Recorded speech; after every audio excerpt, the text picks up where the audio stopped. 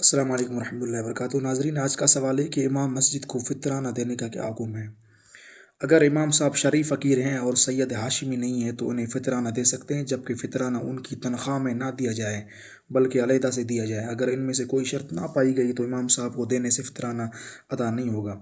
تفصیل یہ ہے کہ فطرانہ اور دیگر صدقات واجبہ کا مصرف شریف فقیر یعنی وہ بندہ جس کے پاس حاجت اصلیہ کے علاوہ اور اگر قرض ہو تو اسے مائنس کرنے کے بعد کوئی بھی مال یا سامان اتنا موجود نہ ہو کہ اس کی ٹوٹل مالیت 52.5 تولہ چاندی کی قیمت کے برابر ہو، ایسا شخص شرعی فقیر ہے۔ ایسے شخص کو زکوٰۃ فطرانہ دینا جائز ہے، بشرطے کہ وہ سید یا ہاشمی نہ ہو۔